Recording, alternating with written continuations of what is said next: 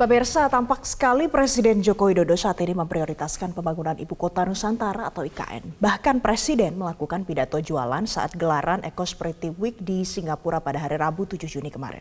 Tentu saja tujuannya adalah agar investor masuk untuk turut serta membangun IKN. Akan tetapi harus diingat, masih banyak target-target lebih penting yang belum tercapai hingga akhir kepemimpinannya. Jangan sampai IKN mengesampingkan target-target genting nasional itu.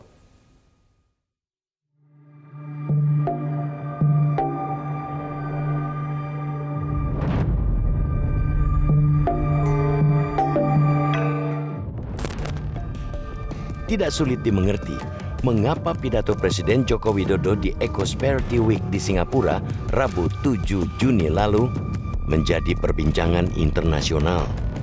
Dalam event untuk mendorong pembangunan hijau itu, Presiden memilih jualan Ibu Kota Negara IKN Nusantara.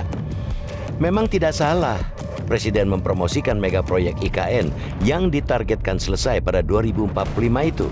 Terlebih, IKN memang didesain menjadi kota net karbon pertama di tanah air. Dengan begitu, pidato jualan IKN tersebut tidak salah dalam konteks tempat.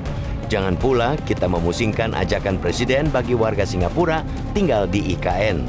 Sekadar tinggal jelas berbeda dengan kepemilikan. Selain itu, sebagai kota besar dunia, IKN memang harus siap menjadi melting pot. Yang pantas diherankan adalah cermin prioritas Joko Widodo di pidato itu. IKN tampak sekali menjadi prioritas, padahal banyak target-target penting yang belum tercapai hingga akhir kepemimpinan ini. Memang dengan disahkannya Undang-Undang Nomor 3 Tahun 2022 tentang IKN, pemerintah mengemban amanat mewujudkan IKN. Sudah begitu, pemerintah sendiri menargetkan pembangunan tahap pertama selesai tahun depan, sementara hingga kini masih sepi investor. Namun, IKN tidak boleh mengesampingkan target-target genting nasional. Khusus soal hutang target di RPJMN 2020-2024, bahkan baru beberapa hari lalu disampaikan Menteri-Menteri Perencanaan dan Pembangunan Nasional Kepala Bappenas Suharto Monoarfa di DPR. Sebut saja angka stunting yang saat ini masih di kisaran 21,6%. Padahal tahun depan ditargetkan dapat turun hingga mencapai 14%. Masih soal target RPJMN 2020-2024 yang jauh panggang dari api adalah target fasilitas kesehatan tingkat pertama yang baru mencapai 56,07% pada 2022. Sedangkan tahun lalu ditargetkan mencapai 83%. Meski merupakan bidang kesehatan, kita sangat paham jika indikator-indikator itu sebenarnya sangat dipengaruhi tingkat ekonomi.